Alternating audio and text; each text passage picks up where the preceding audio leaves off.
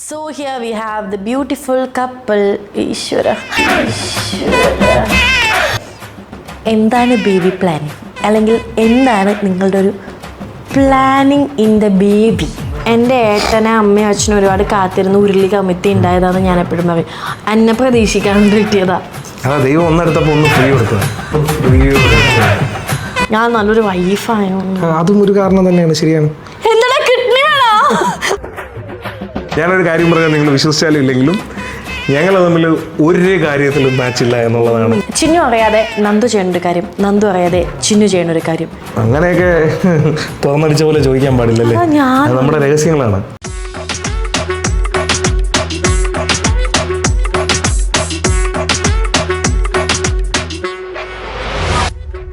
Hi guys, welcome to Sreevidya Mullachery's official YouTube channel. നിങ്ങൾ വിചാരിക്കുന്നുണ്ടാവും ഞാൻ എന്താ ഇവിടെയെന്ന്. അതെ, ഞാനിവിടെ വന്നത് നിങ്ങൾക്ക് പ്രിയപ്പെട്ട ഈ ചാനലിൻ്റെ ഓണേഴ്സായിട്ടുള്ള ശ്രീവിദ്യ മുല്ലച്ചേരിനെയും രാഹുൽ രാമചന്ദ്രനെയും ഇൻ്റർവ്യൂ ചെയ്യാൻ വേണ്ടിയിട്ടാണ്. അപ്പം എനിക്കവരെ ഭയങ്കര ഇഷ്ടമാണ്. അതുപോലെ തന്നെ നിങ്ങൾ ചിലർക്കെങ്കിലും അവരെ ഭയങ്കര ഇഷ്ടമായിരിക്കും എന്ന് വിചാരിക്കുന്നു. കല്യാണം കഴിഞ്ഞ് 8ാം മാസത്തിലേക്ക് കടന്ന, സക്സസ്ഫുള്ളി 8ാം മാസത്തിലേക്ക് കടന്ന ആ കപ്പിൾസിനെ ഇൻ്റർവ്യൂ ചെയ്യാനുള്ള കുറച്ച് കൊനിഷ്ഠ ക്വസ്റ്റ്യൻസ് ആയിട്ടാണ് ഞാൻ ഇന്ന് ഇവിടെ വന്നിരിക്കുന്നത്. അപ്പോൾ ഇൻ്റർവ്യൂവിന് റെഡിയാവാൻ വേണ്ടി അവർ ബാത്റൂമിൽ പോയിക്കാൻ തോന്നുന്നു. അതിനേക്കാളും മുന്നേ എനിക്ക് നിങ്ങളുടെ അടുത്തൊരു കാര്യം പറയാനുണ്ട്. എങ്ങനെയുണ്ട് ഗൈസ് ചൂട്? നല്ലോണം വെള്ളം കുടിക്കുന്നുണ്ടല്ലോ. വെള്ളം കുടിച്ചാൽ മാത്രം പോരാ, ഞാൻ എപ്പോഴും പറയുന്ന പോലെ തന്നെ മോസ്റ്റ് ഇമ്പോർട്ടൻ്റ് ആയിട്ടുള്ള വേറൊരു കാര്യമാണ് സൺസ്ക്രീൻ. സത്യം പറഞ്ഞു കഴിഞ്ഞാൽ ഞാനിപ്പോൾ വീട്ടിനകത്ത് പോലും സൺസ്ക്രീൻ ഇട്ടിട്ടാണ് നടക്കുന്നത്. അതാണ് നമ്മുടെ അവസ്ഥ. അതുകൊണ്ട് തന്നെ ഞാൻ കഴിഞ്ഞ കുറച്ച് നാളായിട്ട് യൂസ് ചെയ്ത് വരുന്ന ഒരു കൊറിയൻ വൈറ്റമിൻ സി സൺസ്ക്രീൻ നിങ്ങളെയും കൂടെ പരിചയപ്പെടുത്താമെന്ന് വിചാരിച്ചു. അപ്പോൾ ഇതാണ് പ്യൂർ ഒറിജിൻ്റെ കൊറിയൻ വൈറ്റമിൻ സി സൺസ്ക്രീൻ. എല്ലാ സ്കിൻ ടൈപ്പിനും സ്യൂട്ടബിൾ ആയിട്ടുള്ള ഈ സൺസ്ക്രീൻ യൂസു ലെമൺ അടങ്ങിയിട്ടുള്ളത് കൊണ്ട് തന്നെ നമ്മുടെ മുഖത്തെ ഡാർക്ക് സ്പോട്ട്സ് ഒക്കെ കുറച്ചിട്ട് സ്കിൻ ബ്രൈറ്റൻ ചെയ്ത് ഒരു ഈവൻ സ്കിൻ ടോൺ തരാൻ സഹായിക്കും. ഇതുകൂടാതെ Korean vitamin C collagen stimulate ചെയ്യാനും അതുപോലെ തന്നെ കോമ്പാറ്റ് ഫ്രീ റാഡിക്കൽസിനും സഹായിക്കുന്നുണ്ട്. പിന്നെ എടുത്തു പറയേണ്ട ഒരു കാര്യം, ഇത് SPF PA4+ ആണ്. പിന്നെ 0 വൈറ്റ് കാസ്റ്റ് ആണ്, ലൈറ്റ് വെയിറ്റ് ആണ്, നോൺ സ്റ്റിക്കിയുമാണ് കേട്ടോ. ഡെർമറ്റോളജിക്കലി ടെസ്റ്റഡ് ആയതുകൊണ്ട് തന്നെ സേഫും ആണ്. അപ്പോൾ ഇപ്പോൾ തന്നെ എൻ്റെ കൂപ്പൺ കോഡായിട്ടുള്ള ശ്രീ 2025 ഉപയോഗിച്ചിട്ട് 15% ഓഫോട് കൂടെ അവരുടെ ഒഫീഷ്യൽ വെബ്സൈറ്റ് ആയിട്ടുള്ള pureorigin.in നിന്ന് നിങ്ങൾക്കിത് പർച്ചേസ് ചെയ്യാവുന്നതാണ് കേട്ടോ. മാത്രമല്ല ആമസോൺ, ഫ്ലിപ്കാർട്ട്, പേർപ്പിൾ, മീഷോയിലും പ്രോഡക്റ്റ് അവൈലബിൾ ആണ്. അപ്പോൾ നമ്മുടെ ഗസ്റ്റ് ഇവിടെ റെഡി ആയിട്ടുണ്ട്. നിങ്ങൾ റെഡിയല്ലേ? ക്വസ്റ്റ്യൻ ചോദിക്കാം, ഞാൻ എപ്പോഴും ready. So here we have the beautiful couple. ഈശ്വര, ചിന്നു ആൻഡ് നന്ദു. നമ്മൾ തന്നെ കൈയടിക്കണം, ആരും വരത്തില്ല. ഓക്കെ ഗൈസ്, ഞാൻ ഒരുപാട് പേരെ ലൈഫിൽ ഇൻ്റർവ്യൂ ചെയ്തിട്ടുണ്ട്. അതിനുള്ള ഭാഗ്യം എനിക്കുണ്ടായിട്ടുണ്ട്. ഫൈനലി എനിക്ക് നിങ്ങളെയും കൂടെ ഇൻ്റർവ്യൂ ചെയ്യാനുള്ള ഭാഗ്യം ഉണ്ടായി. I M so happy, of course. Okay, അപ്പം നിങ്ങളുടെ ലൈഫിൽ ഇപ്പം കല്യാണം കഴിഞ്ഞിട്ട് 8 മാസമായി, കല്യാണം കഴിഞ്ഞിട്ട് 8 മാസമായി. അപ്പോൾ ഈ 8 മാസത്തിൽ നിങ്ങളുടെ ഓഡിയൻസിന് അറിയാൻ താല്പര്യമുള്ള കുറച്ച് പിന്നെ എനിക്കും അറിയാൻ താല്പര്യമുള്ള കുറച്ച് കുനിഷ്ഠ ക്വസ്റ്റ്യങ്ങളുമായിട്ടാണ് ഞാനിവിടെ വന്നിരിക്കുന്നത്. പിന്നെ എന്തെങ്കിലും ചോദ്യങ്ങളിൽ വിരക്തി തോന്നിക്കഴിഞ്ഞ് കഴിഞ്ഞാൽ എന്തെങ്കിലും തോന്നിക്കഴിഞ്ഞ് കഴിഞ്ഞാൽ കൈ വയ്ക്കരുത്, കാൽ പതിപ്പിക്കരുത് എന്നുള്ള റിക്വസ്റ്റ് മാത്രമേ ഉള്ളൂ. അപ്പം നമുക്ക് തുടങ്ങാം. ഓക്കെ, അപ്പോൾ ഫസ്റ്റ് ക്വസ്റ്റ്യൻ. അപ്പം നിങ്ങളുടെ രണ്ടുപേരുടെയും സ്വഭാവം അനുസരിച്ചിട്ട് 8 മാസം നിങ്ങൾ ഇങ്ങനെ ജെല്ലായിപ്പോയി എന്ന് എനിക്കറിയില്ല. By the way, congratulations. അപ്പം എൻ്റെ ആദ്യത്തെ ക്വസ്റ്റ്യൻ എന്ന് വെച്ച് കഴിഞ്ഞാൽ, ഈ 8 മാസത്തിൽ 8 മാസം 8 വർഷമാവട്ടെ 80 വർഷമാവട്ടെ, അതിൻ്റെ അപ്പുറം ഭൂമിയിൽ താങ്ങുമെന്ന് എനിക്കറിയില്ല ബൈ ദ വേ. അപ്പോൾ ഈ 8 മാസം എന്തൊക്കെ മാറ്റങ്ങളാണ് നിങ്ങളുടെ ലൈഫിൽ ഉണ്ടായത്? എനിക്ക് 8 മാസത്തിൽ ആക്ച്വലി പീസ്ഫുള്ളായിട്ട് കുറച്ചുകൂടെ വർക്ക് ചെയ്യാൻ പറ്റിയെന്ന് തോന്നുന്നു. കാരണം മുൻപുള്ള സമയത്ത് ഇപ്പോൾ രാത്രി ഇപ്പം ഷൂട്ടിലാണെങ്കിൽ അമ്മയൊക്കെ വിളിക്കും, 9:30-10 മണിയാകുമ്പോൾ ഇവർ കിടക്കുന്ന നേരത്തുനിന്ന് വിളിക്കും. അപ്പോൾ ചിലപ്പോൾ എനിക്ക് അറ്റൻഡ് ചെയ്യാൻ പറ്റിയെന്ന് വരില്ല. അതെനിക്ക് എൻഗേജ്മെൻറ്റ് കഴിഞ്ഞപ്പോൾ മുതൽ എനിക്ക് ആ ഫ്രീഡം ഉണ്ട്. അപ്പം പിന്നെ അപ്പോൾ ഞാനിങ്ങനെ മൈൻഡില്ല, 10 മണി ആവാറായി, ഇപ്പം വിളിച്ചിട്ടുണ്ടാവും, എടുക്കാൻ പറ്റില്ല. അല്ലെങ്കിൽ ആ ഫോൺ റിങ് ആകുമ്പോൾ എനിക്കിങ്ങനെ എടുക്കാൻ പറ്റില്ല, ഇങ്ങനെ ഫ്രെയിമിലായിരിക്കും നമ്മൾ. അപ്പോൾ അതൊക്കെ എന്ന് വെച്ച് കഴിഞ്ഞാൽ എൻ്റെ വീട്ടുകാർ കംപ്ലീറ്റ്ലി ഇപ്പോൾ ആ ഒരു സൈഡ് വിട്ടു. ഇപ്പോൾ വിളിക്കും, എൻ്റെ സമയത്ത് ഞാൻ വിളിക്കും, അവരുടെ സമയത്ത് അവർ വിളിക്കും, കംപ്ലീറ്റ് കഥ പറയും, അങ്ങനെയൊക്കെ. അപ്പം എനിക്ക് വർക്ക് ചെയ്യാനുള്ള കുറച്ചുകൂടെ സ്പേസ് കിട്ടിയെന്ന് എനിക്ക് തോന്നുന്നു. നന്ദു ആണെങ്കിൽ എടുത്തില്ലെങ്കിൽ അത് കുഴപ്പമില്ല, അപ്പോൾ നന്ദു ആയിരിക്കുമെന്ന് വിചാരിക്കും, പിന്നെ സമയം കിട്ടുമ്പോൾ തിരിച്ചു വിളിച്ചാൽ മതി. അതെനിക്കുണ്ടായ ഒരു മാറ്റമാണ്. പിന്നെന്താ മാറ്റം നിനക്ക് നീ പറ. നിന്റെ മാറ്റങ്ങൾ പറഞ്ഞു. എനിക്ക് അങ്ങനെ മാറ്റങ്ങളല്ല, നമുക്ക് മിക്സ് ചെയ്ത് പറയാം. എനിക്ക് അങ്ങനെ മാറ്റങ്ങൾ എന്ന് പറഞ്ഞാൽ എനിക്ക് കുറച്ചുകൂടെ ലയബിലിറ്റീസ് കൂടി. ഞാൻ ബാധ്യതയാണ് കേട്ടോ ലയബിലിറ്റീസ്. ഒബ്വിയസ്ലി ലയബിലിറ്റീസ് കൂടിയിട്ടുണ്ട് എനിക്ക്. ഞാൻ ബാധ്യതയാണോ? അങ്ങനെയല്ല, ഓരോ കാര്യങ്ങൾ ചെയ്യുന്നതിനും ഓരോ കാര്യങ്ങൾ നോക്കുന്നതിനൊക്കെ ചിന്തിച്ച് കാര്യങ്ങൾ തീരുമാനം എടുക്കേണ്ടി വന്നിട്ടുണ്ട്. ചിന്തിച്ച് കാര്യങ്ങൾ തീരുമാനം എടുക്കാൻ തുടങ്ങി. പിന്നെ ഈ പറഞ്ഞ പോലെ അതെ കുറച്ചുകൂടെ റെസ്പോൺസിബിളായി. ഈ പിന്നെ എന്താ പറയുക, പുതിയ ഒരുപാട് എന്താ പറയുക ആൾക്കാരെ ജീവിതത്തിലോട്ട് ഇൻവൈറ്റ് ചെയ്യേണ്ടി വന്നു. ഇൻവൈറ്റ് ചെയ്യണമെന്ന് വെച്ചാൽ നല്ലതായിട്ടുള്ള ഇൻവിറ്റേഷനാണ് ഞാൻ പറയുന്നത്. ഇപ്പോൾ ചിന്നുവിൻ്റെ ഫാമിലി ആയാലും, ചിന്നുവിൻ്റെ ഫ്രണ്ട്സ് ഇപ്പോൾ എൻ്റെ ഫ്രണ്ട്സായി, ചിന്നുവിൻ്റെ ഫാമിലി ഇപ്പോൾ എൻ്റെ ഫാമിലിയായി. മൊത്തത്തിൽ ഒരു എന്താ പറയുക ഒരു കുടുംബനാഥൻ എന്നുള്ളൊരു സാധനത്തിലോട്ടൊക്കെ ആ ഒരു മെച്യൂരിറ്റിയിലോട്ടൊക്കെ എത്താൻ പറ്റി. മനസ്സിലായില്ല, അതാണ് എനിക്കുണ്ടായ ഏറ്റവും വലിയ മാറ്റം എന്ന് പറയുന്നതാണ്. പിന്നെ നമ്മൾ ഏകദേശം 8 വർഷത്തോളം പ്രേമിച്ചതുകൊണ്ട് എനിക്കതൊരു വലിയ എന്താ പറയുക ചിന്നു വന്നു എന്നുള്ള ഒരു വലിയ പുതിയൊരു സംഭവമായിട്ടില്ല. മറ്റേ ഇതൊക്കെ വല്ല ഭൂകമ്പം വന്നു, വെള്ളപ്പൊക്കം വന്നു എന്ന് പറയുന്നത്. അതെ, അതുകൊണ്ട് എനിക്ക് അതൊക്കെ ഭയങ്കര, പിന്നെ ഇതെല്ലാം ഞാൻ എൻജോയ് ചെയ്യാൻ തുടങ്ങി. അതാണ് ഏറ്റവും പ്രധാനമായിട്ടും ഈ ഒരു 8 മാസത്തിൽ ഞാൻ ഈ ഒരു ലൈഫ് ഭയങ്കരമായിട്ട് എൻജോയ് ചെയ്യാൻ തുടങ്ങി. നമുക്കൊരാളുണ്ട്, അല്ലെങ്കിൽ നമുക്ക് വേണ്ടിയിട്ട് ഒരാളുണ്ട്. ഇത്രയും നാൾ അമ്മയച്ഛനും നോക്കിയ പോലെ അല്ല, ഇനി നമുക്ക് 3ാമതൊരാളും കൂടെ നോക്കാനുണ്ട് എന്നൊക്കെ ഉള്ളൊരു സാധനം ഭയങ്കരമായിട്ട് എന്നെ എന്താ പറയുക സന്തോഷവാനാക്കിയ കാര്യങ്ങളാണ് ഈ 8 മാസത്തിൽ. എനിക്കങ്ങനെ ഒന്നുമില്ല കേട്ടോ. എനിക്ക് ആക്ച്വലി എനിക്കൊരു പക്വത വന്നിട്ടില്ല എന്നാണ്. അത് പറയേണ്ട ആവശ്യമില്ല. നീ എങ്ങനെയായിരുന്നു നീ എങ്ങനെ തന്നെ ഇരുന്നാൽ മതി, അതാണ് രസം. അതെ, നൈസ്. എന്തായാലും ഈ 8 മാസം ഞാൻ പറഞ്ഞ പോലെ ഇതുപോലെ ഇണങ്ങിയും പിണങ്ങിയും കൂടുകൂട്ടിയും 80 വർഷങ്ങളാവട്ടെ, വേണ്ട 8 വർഷങ്ങളാവട്ടെ, 80 വർഷങ്ങളാവട്ടെ, എത്രയെങ്കിലൊക്കെ ആവട്ടെ, അപ്പം സുഖമായിട്ട് ജീവിക്കട്ടെ. അടുത്ത എൻ്റെ ക്വസ്റ്റ്യൻ എന്ന് വെച്ച് കഴിഞ്ഞാൽ, ഏതൊരാളും ചോദിക്കുമ്പോൾ നമ്മൾക്ക് ദേഷ്യം തോന്നാവുന്ന അങ്ങനത്തെ ഇത് നിങ്ങൾ ഒരുപാട് കേട്ടിട്ടുണ്ടാകുമ്പോൾ ഈ ക്വസ്റ്റ്യൻ എന്നാണ് എനിക്ക് തോന്നുന്നത്. നോർമലി കേരളത്തിൽ കല്യാണം കഴിഞ്ഞ ദമ്പതികൾ ഉടനെ കേൾക്കാൻ സാധ്യതയുള്ളതായിട്ടുള്ള ഒരു കാര്യമാണ് ഞാൻ ചോദിക്കുന്നത്. എന്താണ് ബേബി പ്ലാനിങ്, അല്ലെങ്കിൽ എന്താണ് നിങ്ങളുടെ ഒരു പ്ലാനിങ് ഇൻ ദ ബേബി? അതിനെക്കുറിച്ചാണ് എനിക്കറിയാൻ താല്പര്യമുള്ളത്.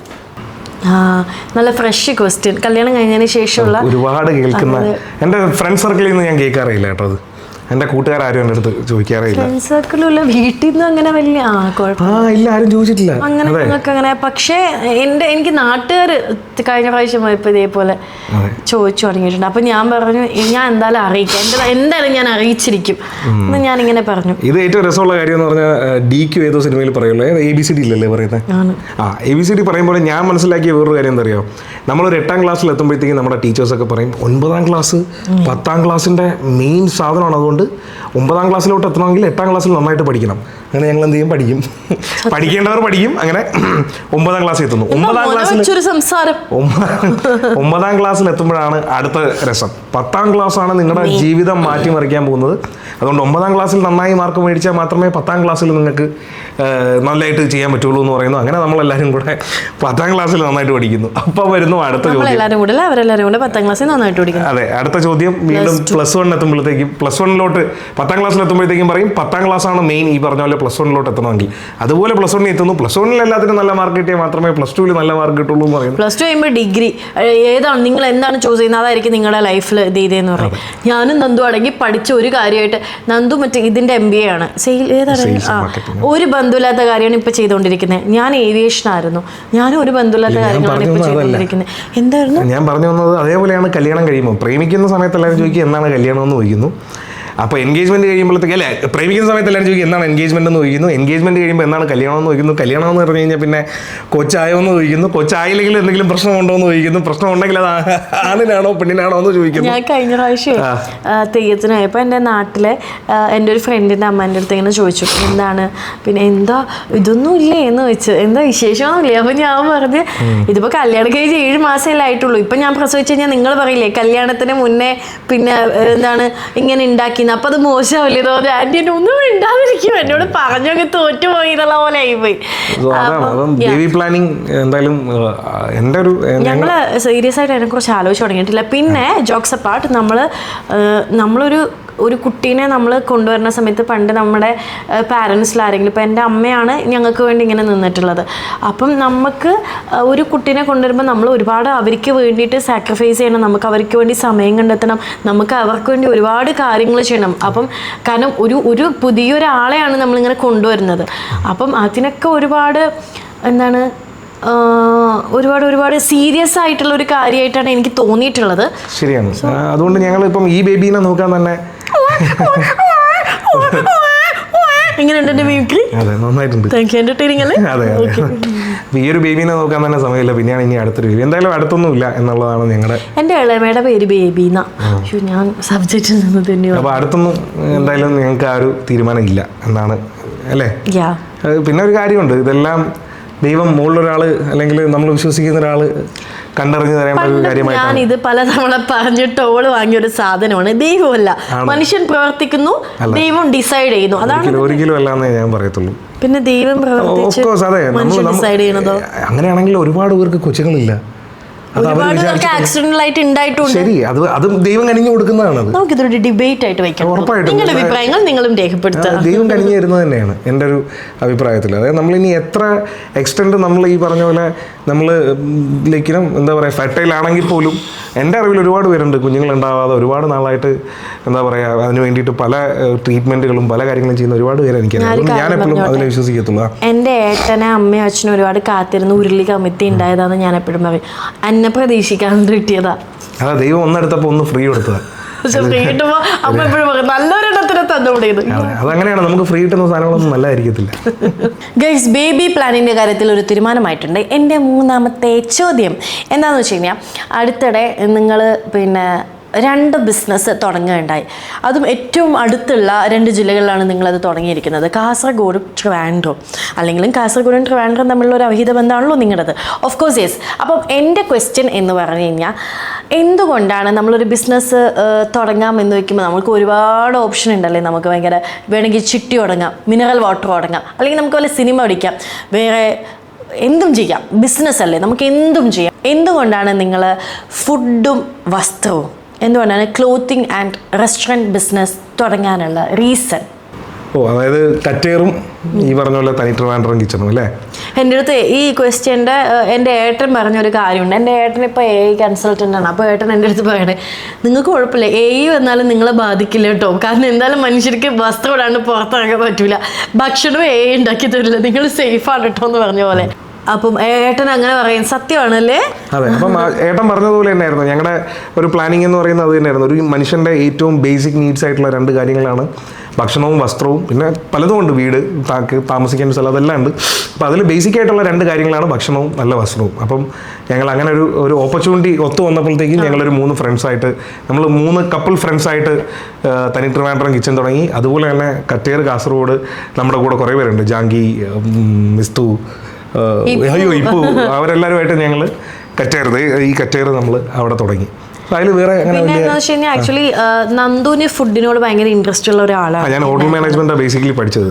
ഭയങ്കര നന്നായിട്ട് കുക്ക് ചെയ്യുന്ന ഒരാളാണ്, ഭക്ഷണം ഭയങ്കര ഇൻട്രസ്റ്റ് ഉള്ള ഒരാളാണ്. അപ്പോൾ ഒരുപാട് കാലം മുന്നേ ഇങ്ങനൊരു പ്ലാൻ നന്ദുവിൻ്റെ മനസ്സിലുണ്ടായിരുന്നു. എനിക്ക് ഡിസൈനിങ്, അതായത് ഡ്രസ്സ്, ക്ലോത്ത് എനിക്ക് ഭയങ്കര ഇഷ്ടമാണ്. ഞാൻ ഒന്നാമത് ഈ ഫീൽഡിലായതുകൊണ്ടായിരിക്കാം ഒരുപാട് ഡ്രസ്സൊക്കെ ഇടുമ്പോഴേ നമുക്ക് ഇങ്ങനൊരു സാധനം, എൻ്റെ മനസ്സിൽ ഒരുപാട് പാറ്റേൺസ് ഉണ്ട്, അതൊന്നും കിട്ടിയില്ല ലൈക്ക് നമ്മൾ ഈ ജനറലായിട്ട് ഇടുന്ന ഡ്രസ്സുകളിൽ. അപ്പം അത് എനിക്ക് ഹെൽപ്പ് ചെയ്യാൻ വേണ്ടി അപ്പോഴത്തേക്ക് എല്ലാവരും വന്നു. അങ്ങനെ ഒരു കറ്റേറി പെട്ടെന്നുണ്ടായ ഒരു ഡിസിഷൻ ആയിരുന്നു, പക്ഷെ അതൊരു ബെസ്റ്റ് ഡിസിഷൻ ആയിരുന്നു. ആൻഡ് അതുപോലെ ഒരു ഓപ്പർച്യൂണിറ്റി നമ്മൾ തനി ട്രിവാൻഡ്രം കിച്ചൺ വളരെ ആക്ഷനിൽ ഞങ്ങൾ കുറേ ആളായിട്ട് പ്ലാൻ ചെയ്ത, പക്ഷേ വളരെ ഓൾ ഓഫ് എ സഡൻ വന്നൊരു പ്ലാനാണ്.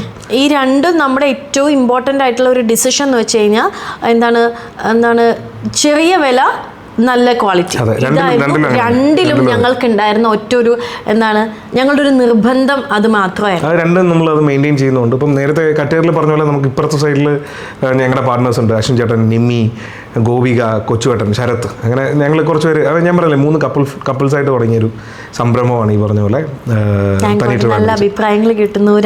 നിങ്ങൾ കാണുന്നവരിൽ ആരെങ്കിലും തിരുവനന്തപുരത്തുണ്ടെങ്കിൽ ദയവ് ഇത് കഴിച്ചു നോക്കിയിട്ട് അഭിപ്രായം പറയാം. അതുപോലെ കറ്റേറി ഡ്രസ്സ് വാങ്ങിച്ച് നിങ്ങൾക്ക് ഞങ്ങൾ ഞങ്ങൾക്കിപ്പോൾ ഒരു ഫിസിക്കൽ സ്റ്റോർ ഉള്ളത് കാസർഗോഡാണ്. പക്ഷേ ഉടനെ മറ്റു പല സ്ഥലങ്ങളിലും വരും. പക്ഷേ ഞങ്ങൾ ഇൻസ്റ്റാഗ്രാമിൽ അവൈലബിൾ ആണ്. നിങ്ങൾ ടെക്സ്റ്റ് ചെയ്ത് കഴിഞ്ഞാൽ നിങ്ങൾക്ക് സാധനം നമ്മൾ എത്തിക്കുന്നതായിരിക്കും. അപ്പം നിങ്ങൾ യൂസ് ചെയ്യേണ്ടത് രണ്ടും. നിങ്ങൾ തനി ട്രിവാൻഡ്രം കിച്ചണിൽ പോയിട്ടുണ്ടെങ്കിൽ അല്ലെങ്കിൽ കറ്റേൻ്റെ ഡ്രസ്സ് യൂസ് ചെയ്തിട്ടുണ്ടെങ്കിൽ ഓഫ് കോഴ്സ് ഞങ്ങളുടെ അടുത്ത് പറയണം കേട്ടോ.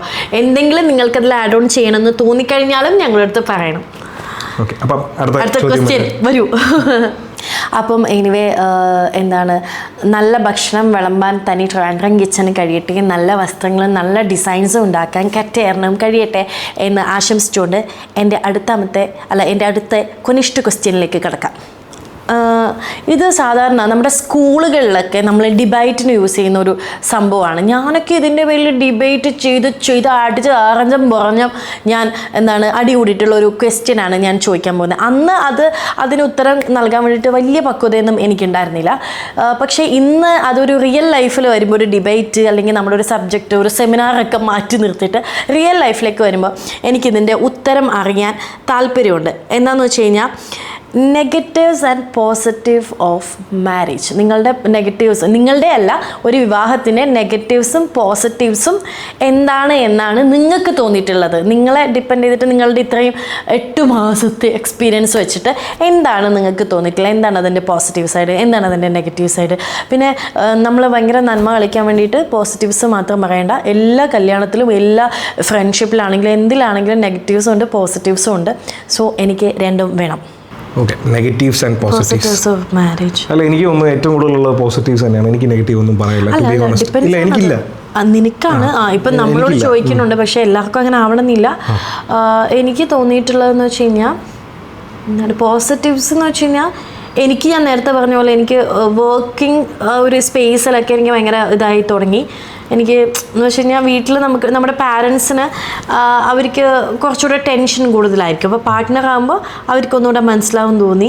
പിന്നെ എപ്പോഴും നമ്മുടെ കൂടെ ഒരാളെ കിട്ടും, അതൊരു ഭയങ്കര രസമാണ്. പിന്നെ നമുക്ക് എൻ്റെ അടുത്ത് പലരും പറഞ്ഞിട്ടുണ്ട് എനിക്കുണ്ട്. അപ്പോൾ ഞാൻ വെച്ചാൽ എനിക്ക് മാത്രമുള്ള എന്നിട്ട് എൻ്റെ ഫ്രണ്ട്സിൻ്റെ അടുത്തൊക്കെ ഞാൻ ചോദിച്ചപ്പോൾ അതാണ്, നമുക്ക് ഒരാളില്ലെങ്കിൽ രാത്രി ഉറങ്ങാനൊക്കെ ഭയങ്കര ബുദ്ധിമുട്ടായിരിക്കും കേട്ടോ. ശീലമായി കഴിഞ്ഞ് കഴിഞ്ഞാൽ നല്ല സുഖമാ. പിന്നെ നെഗറ്റീവ്സ് എന്ന് വെച്ച് കഴിഞ്ഞാൽ ഇപ്പം 2 ഇഷ്ടങ്ങളൊക്കെ ആവണ സമയത്ത് ഇപ്പം ഞാൻ ഫുഡ് ഉണ്ടാക്കി കഴിഞ്ഞ് കഴിഞ്ഞാൽ നന്ദു കഴിക്കാറില്ല. നെഗറ്റീവ് അല്ലല്ലോ, അങ്ങനെയല്ല. അപ്പം നമ്മൾ കൺസേൺ കൊടുക്കണം, മറ്റാളുടെ ഇഷ്ടങ്ങൾ കൂടെ നമ്മൾ ഇമ്പോർട്ടൻസ് കൊടുക്കണം. അത് പോസിറ്റീവ് അല്ലേ? സത്യം അല്ലല്ലോ. ഇപ്പൊ എനിക്കൊരു സാധനം ഇഷ്ടമല്ല, നന്ദുവിനൊരു ബുദ്ധിമുട്ടെന്നാണ് നീ പറയുന്നത്. ചേട്ടാ, നീ എനിക്കൊരു ബുദ്ധിമുട്ടാണ്. എങ്ങനെയാണെന്നൊക്കെ ഞാൻ പറഞ്ഞേ. ഇപ്പൊ എനിക്ക് ഫ്രൈഡ് റൈസ് കഴിക്കാൻ ആഗ്രഹമുണ്ട്. അപ്പം എന്ന് വെച്ച് കഴിഞ്ഞാൽ നമുക്കൊരു ഫുഡ് ഓർഡർ ചെയ്യാൻ പറ്റില്ല. അപ്പൊ ഞാൻ എന്ത് ചെയ്യും? അപ്പൊ അങ്ങനെയല്ല, ഞാൻ പറഞ്ഞത് സത്യമല്ലേ? അല്ല, എനിക്ക് നെഗറ്റീവ്സ് ഇല്ല. അതുകൊണ്ട് ഞാൻ ഈ പറയുന്ന പോലെ അതെന്താ പറയാ, 8 മാസമല്ലേ ഉള്ളതാ. അല്ല, 8 വർഷമായിട്ട് നമ്മൾ പ്രേമിക്കുന്നില്ല. പിന്നെ അതല്ലല്ലോ, രണ്ട് ഡിഫറെന്റ് ആണ്. എനിക്ക് അങ്ങനെ ഈ പറഞ്ഞ പോലെ നിനക്ക് നെഗറ്റീവ്സ് ഇല്ല അല്ലേ? അത് എന്താന്ന് പറയുക, ബിക്കോസ് ഞാൻ നല്ലൊരു വൈഫായോണ്ട്. അതും ഒരു കാരണം തന്നെയാണ്. ശരിയാണ്. എന്താ കിഡ്നി വേണോ? അല്ലല്ല, ഞാൻ കാര്യമായിട്ട് പറഞ്ഞു, അതൊരു കാരണം തന്നെയാണ്. ഇപ്പം നല്ല ദമ്പതികളെ കിട്ടിക്കഴിഞ്ഞാൽ, നല്ല പാർട്ട്നേഴ്സിനെ കിട്ടിക്കഴിഞ്ഞാൽ ഈ പറഞ്ഞ പോലെ നല്ലൊരു എന്താ പറയുക ഫാമിലി ആയിരിക്കും. എനിക്കതിലങ്ങനെ നെഗറ്റീവ്സ് ഒന്നുമില്ല. എനിക്ക് അതിൽ ഒരു തരത്തിലുള്ള നെഗറ്റീവ്സും ഇല്ല. പോസിറ്റീവ്സ് പറയാനാണെങ്കിൽ ഒരുപാട് കാര്യങ്ങളുണ്ട്. ഇപ്പോൾ ഈ നെഗറ്റീവ്സ് ഇപ്പം ചിന്നു പറഞ്ഞതിനോട് ഞാൻ പറയുകയാണെങ്കിൽ, നമുക്ക് ഒറ്റയ്ക്കൊരു തീരുമാനം എടുക്കാൻ പറ്റത്തില്ല എന്നുള്ള ആൾക്കാരുണ്ട്, പലരും ഉണ്ട്. ഒറ്റയ്ക്കേ ഞാൻ തീരുമാനം എടുക്കത്തുള്ളൂ ഇനി എന്തൊക്കെ വന്നാലും എന്ന് പറയുന്ന ഒരുപാട് പേർക്ക് കല്യാണം ഒരു നെഗറ്റീവായിരിക്കും. കാരണം എല്ലാത്തിലും ഒരുമിച്ച് തീരുമാനം എടുക്കേണ്ട ഒരു ബാധ്യത ഈ പറഞ്ഞ പോലെ ഹസ്ബൻഡിനാണെങ്കിലും വൈഫിനാണെങ്കിലും കല്യാണം കഴിഞ്ഞ് കഴിഞ്ഞാൽ രണ്ടുപേർക്ക് ഒരു പ്രശ്നമില്ല. എനിക്കൊരു ഡിസിഷൻ എടുക്കാൻ പറ്റാറില്ല, അതാണ് എൻ്റെ പ്രശ്നം. അല്ല, ഞാൻ ഞാൻ പറഞ്ഞു അങ്ങനെ ഉള്ളവരുടെ പ്രശ്നങ്ങളെ പറ്റി പറഞ്ഞു. അപ്പം പോസിറ്റീവ്സ് ഒരുപാടുണ്ട്. ഞാൻ നേരത്തെ പറഞ്ഞതുപോലെ തന്നെ നമുക്ക് ഒരാളുണ്ടെന്നുള്ളൊരു തോന്നലേ, നമുക്ക് എന്തും ഷെയർ ചെയ്യാം, നമുക്ക് എന്ത് കാര്യങ്ങളും പറയാം. എല്ലാ പ്രശ്നങ്ങൾക്കും ഒരാളുണ്ട്. At the end of the day പുള്ളിക്കാരി ഉണ്ടല്ലോ, നമുക്ക് സംസാരിക്കാം എന്ന് പറയാൻ പറ്റുന്ന ഒരു വലിയ പോസിറ്റീവ്. നമ്മൾ വീട്ടിൽ വരുമ്പോൾ നമ്മളെ ജഡ്ജ് ചെയ്യാണ്ട് നമ്മുടെ കാര്യങ്ങൾ കേട്ട് വെക്കുക. നമുക്ക് ഒരാളോട് ദേഷ്യമാണെങ്കിൽ നമ്മൾ പറഞ്ഞു കഴിയുമ്പോൾ ഒരു കാര്യമില്ല. എനിക്കൊരാളോട് ദേഷ്യമാണെങ്കിൽ എന്നെ അങ്ങനെ ചെയ്തു ഇങ്ങനെ പറഞ്ഞു എന്ന് പറയുകയാണെങ്കിൽ നന്ദൂരും അയാൾ ഇനിമയായിരിക്കും. എന്ത് കാര്യത്തിനാണ്? അത് നമ്മുടെ അമ്മമാരും അങ്ങനെയാണ്, ശ്രദ്ധിച്ചിട്ടുണ്ടോ? അച്ഛന്മാരല്ല, അമ്മമാരങ്ങനെയാണ്. അല്ല, വേറൊരു കാര്യമുണ്ട്. എൻ്റെ അമ്മ അമ്മമാരെ അങ്ങനെ ചെയ്യത്തുള്ളൂ. പപ്പാമ്മ നമ്മളിപ്പോ ഞാൻ പോയി പറയാണ് എന്നെ അങ്ങനെ ചെയ്തു, എന്നെ ഇങ്ങനെ ചെയ്തു, അപ്പൊ ഞാൻ കാണിച്ചു ഇങ്ങനെയൊക്കെ പറഞ്ഞാൽ അത്രയും ഇതാണ്. അമ്മ പിന്നെ കുറച്ചുകൂടെ ഇത്രയും അല്ലെങ്കിൽ പിന്നെ ശരിയാണ്, നമ്മുടെ അമ്മമാരെങ്ങനെയാണ്. ഒരു ഫോട്ടോ തരുമോ? പേഴ്സ് കേൾക്കാനല്ലേ. അപ്പോൾ അങ്ങനെയാണ് അതാണ് നമ്മുടെ പോസിറ്റീവ് ആൻഡ് നെഗറ്റീവ്സ്. അടുത്ത ക്വസ്റ്റ്യൻ ചോദിക്കൂ. ഓക്കെ, അപ്പം അടുത്ത ക്വസ്റ്റ്യൻ ഞാൻ ചോദിക്കാൻ പോകുന്നത് എന്താണെന്ന് വെച്ച് കഴിഞ്ഞാൽ, ഫ്രീ ടൈമിൽ രണ്ടാൾക്കും ചെയ്യാൻ ഇഷ്ടമുള്ള കാര്യങ്ങൾ എന്താണ്? നിങ്ങൾ ഫ്രീ ടൈം ഇരിക്കുമ്പം ചെയ്യുക എന്നുള്ളതാണ് എൻ്റെ ചോദ്യം. ഫ്രീ ടൈമിൽ രണ്ടാൾക്കും ചിന്നുവിൻ്റെ ഞാൻ പറയാം, ഉറക്കം. അല്ലാന്ന് പറയട്ടെ, അല്ലാന്ന് പറയട്ടെ. അതെനിക്ക് എന്താണെന്നറിയാം, എനിക്ക് ഉറക്കമില്ല. അപ്പോൾ ഫ്രീ കിട്ടുന്ന സമയത്ത് ഞാൻ കിടന്ന് ഉറങ്ങും. എനിക്ക് ഭയങ്കര ഉറക്കം ഇഷ്ടമുള്ള ഒരാളാണ്. പക്ഷെ എനിക്ക് ഉറങ്ങാൻ പറ്റാറില്ല, കാരണം ഷൂട്ട് കഴിഞ്ഞ് വരുന്ന ലേറ്റായിട്ട്. പിന്നെ രാവിലെ എണീക്കും. പക്ഷെ രാവിലെ ഞാനാണ് നേരത്തെ എണീക്കുന്നത്. എന്ന് വെച്ച് കഴിഞ്ഞാൽ 9 മണിക്ക് ഞാൻ 10 മണിക്ക് അല്ല, ഞാൻ ബുക്സ് വായിക്കില്ലേ? പറയട്ടെ, ആരും വിശ്വസിക്കത്തില്ല, പക്ഷെ ഞാൻ ബുക്സ് വായിക്കും. എനിക്ക് ഒരു പുസ്തകം കംപ്ലീറ്റ് ചെയ്ത് കഴിഞ്ഞാൽ എനിക്കൊരു നല്ല ഭക്ഷണം കഴിച്ച പോലെ തോന്നും. പിന്നെ ഞാൻ ഇരുന്ന് സിനിമ കാണും. എനിക്ക് ചില സിനിമകൾ എനിക്ക് നന്ദുവിൻ്റെ കൂടെ ഇരുന്ന് കാണുന്ന ഇഷ്ടമല്ല. ചില സിനിമകൾ ഞങ്ങൾ സെപ്പറേറ്റ് ആയിട്ടാണ് കാണാം. നന്ദു ചേട്ടന് അല്ല, എൻ്റെ പ്രധാന ഇതെന്ന് പറഞ്ഞാൽ എനിക്ക് അത്രയും എന്താ പറയുക സാഹിത്യപരമായിട്ടുള്ള കഴിവുകളൊന്നും ഇല്ലാത്തതുകൊണ്ട് ഞാൻ ബുക്ക് വായിക്കാറില്ല. ഫസ്റ്റ് ഓഫ് ഓൾ ഞാൻ ബുക്ക് വായിക്കാറില്ല. എനിക്ക് ബുക്കിനെ പറ്റി പണ്ട് തൊട്ടേ വേറൊരു തോട്ടമുള്ള ബുക്സിനെ പറ്റിയിട്ട്. അപ്പോൾ ഞാൻ പണ്ട് തൊട്ടേ ബുക്ക് വായിക്കാറില്ല.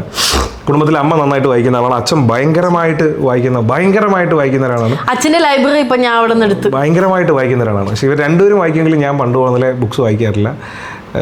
എനിക്ക് എന്തോ അതിലോടൊരു പാഷൻ തോന്നിയിട്ടില്ല. എൻ്റെ ബേസിക്കലി അത്രയും എന്താ പറയുക ബുദ്ധി ഉപയോഗിച്ചുള്ള പരിപാടികളൊന്നുമില്ല. ഞാൻ പ്ലേ സ്റ്റേഷൻ കളിക്കും. അതെനിക്ക് ഫ്രീ ടൈം സമയം കിട്ടിക്കഴിഞ്ഞാൽ ഞാൻ എന്തായാലും ചെയ്യുന്നൊരു പരിപാടി അതാണ്. ഇപ്പം ചിന്നു വീട്ടിലില്ലെങ്കിലും എൻ്റെ പ്രധാനപ്പെട്ട ഒരു പരിപാടികളിലൊന്നും പ്ലേ സ്റ്റേഷൻ, മെറ്റാ ബാറ്റ്. നന്ദു ചേട്ടൻ എല്ലാവരെയും ഫോൺ ചെയ്യും. ഫോണിൽ മണിക്കൂറുകളോളം ആൾക്കാരായിട്ട് സംസാരിക്കും. ഫേവറേറ്റ് ആയിട്ടുള്ള ആൾക്കാരുണ്ട്, ഒരുപാട് സംസാരിക്കും. അവരുമായിട്ട് എപ്പോഴും കോണ്ടാക്റ്റിലായിരിക്കും. അങ്ങനെ ഒരാളാണ്. ഒരു ദിവസം ഞാൻ വെച്ചിട്ടുണ്ട് എല്ലാവരുമായിട്ട് സംസാരിക്കണമെന്ന് പറഞ്ഞിട്ട്. അപ്പൊ എപ്പോൾ ഫ്രീ ടൈം കിട്ടിയാലും ഞാൻ എല്ലാവരെയും വെറുതെങ്കിലും വിളിക്കും. ഒന്നും ഇല്ലെങ്കിൽ പോലും അളയാ എന്തല്ലാ നമ്മളെ മറന്നല്ലടാ എന്നൊക്കെ പറഞ്ഞ് ഞാൻ ചുമ്മാ എല്ലാവരുമായിട്ട് ഭയങ്കരമായിട്ട് ഞാൻ ടച്ചിലുള്ളൊരു ആളാണ്. അപ്പം അതാണ് ഞങ്ങളുടെ ഫ്രീ ടൈം കിട്ടിയാലുള്ള ഞങ്ങളുടെ പരിപാടികൾ. അടുത്ത് വരട്ടെ. അടിപൊളി. അപ്പോൾ ഞാൻ അടുത്ത ക്വസ്റ്റ്യൻ ചോദിക്കട്ടെ. നിങ്ങൾ ഒരുമിച്ചില്ലാത്ത സമയങ്ങളിൽ ഈ മിസ്സിങ് ഫീലിംഗ് ഒക്കെ വരുമല്ലോ, കുറച്ചിങ്ങനെ നെഞ്ചിനകത്തൊരു കടുകട, ആ ഒരു മിസ്സിങ് ഫീല് നിങ്ങൾ എങ്ങനെയാണ്, ആ ഒരു ഫീലിംഗ് നിങ്ങൾ ഹാൻഡിൽ ചെയ്യുന്നത് എന്നാണ് എൻ്റെ ചോദ്യം. അയ്യോ, ഞങ്ങളിപ്പോൾ ഒരുമിച്ചല്ലെങ്കിൽ ഫുൾ ടൈം നമ്മൾ കോളിലായിരിക്കും. ഒരു വീഡിയോ കോളിലാണെങ്കിൽ വീഡിയോ കോൾ അങ്ങനെ വെച്ചിട്ട് നമ്മളിങ്ങനെ ഇരുന്ന് സംസാരിച്ച് കോൾ അങ്ങനെ പോവും.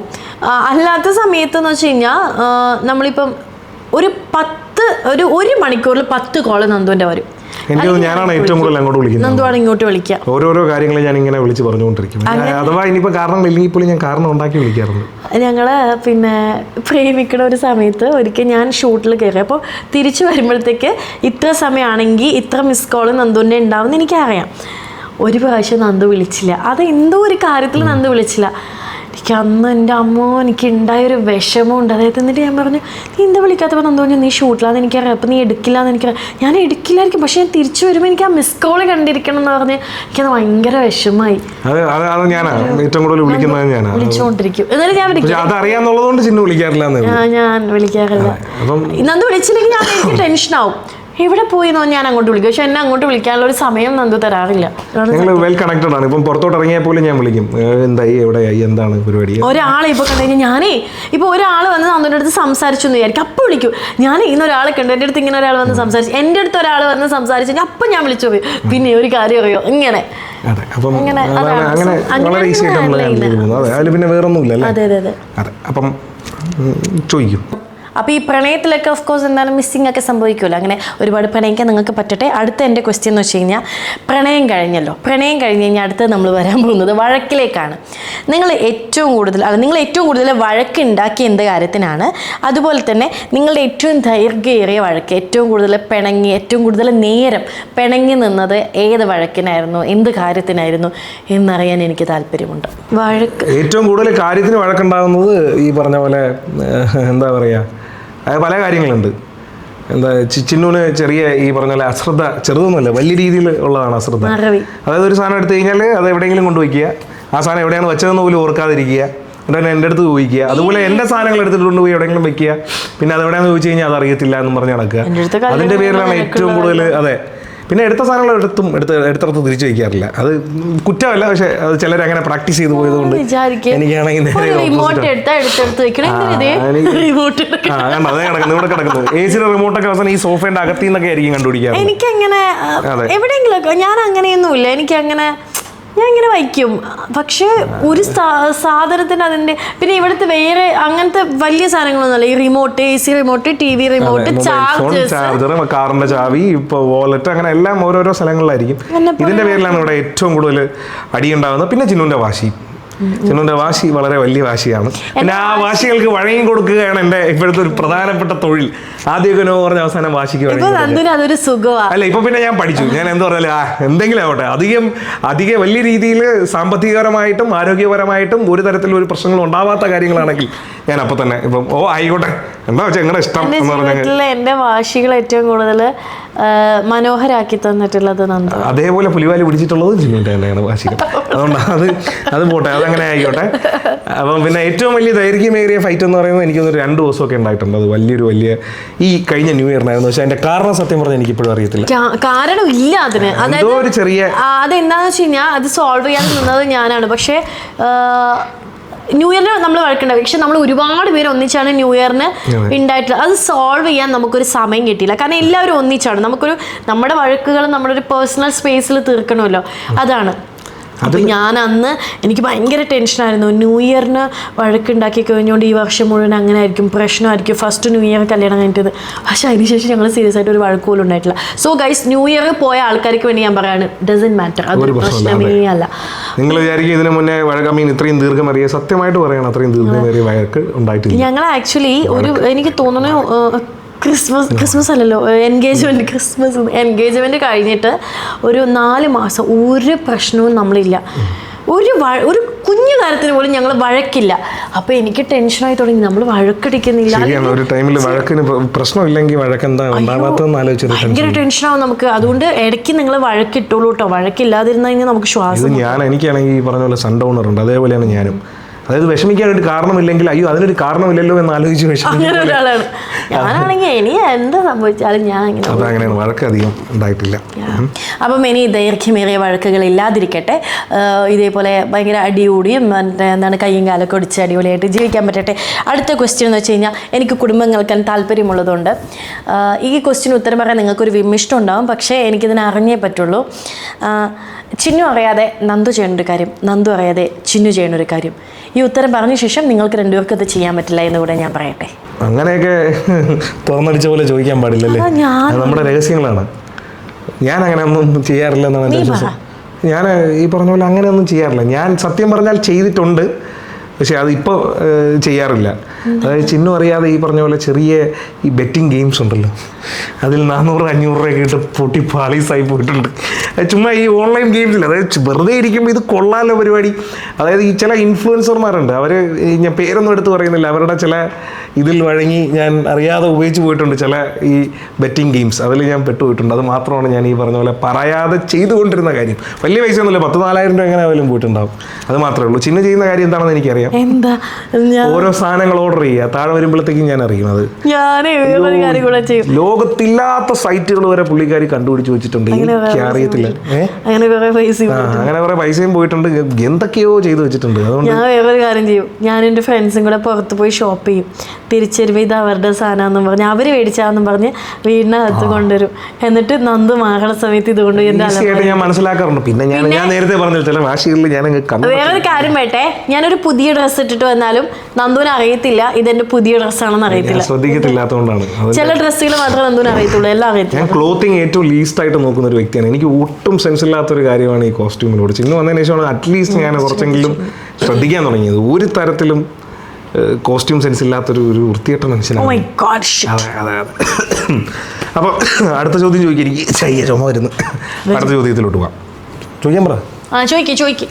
ഒരു കുടുംബത്തിനെ ആപത്തിലേക്ക് തള്ളിവിട്ടപ്പോൾ ഭയങ്കരത്തിലൊരു മനസ്സുകൊണ്ട് എന്നിട്ട് ഞാൻ ചോദിക്കട്ടെ. ഇനി അടുത്തതും എനിക്ക് എന്താണ്, നിങ്ങളങ്ങനെ ഒരുമിച്ചിരിക്കുന്നത് കാണാൻ ഇഷ്ടമില്ലാത്തതുകൊണ്ട് അടുത്ത എൻ്റെ ക്വസ്റ്റ്യൻ എന്ന് വെച്ച് കഴിഞ്ഞാൽ, നിങ്ങൾക്ക് ഓപ്പോസിറ്റ് ആയിട്ടുള്ള ഇഷ്ടങ്ങൾ, 2 ഹ്യൂമൻ ബീങ് ആണ്, നിങ്ങൾക്ക് 2 ഇഷ്ടങ്ങളായിരിക്കാം, അല്ലായിരിക്കാം. എന്താണ് നിങ്ങളുടെ ഓപ്പോസിറ്റ് ആയിട്ടുള്ള ഇഷ്ടങ്ങൾ?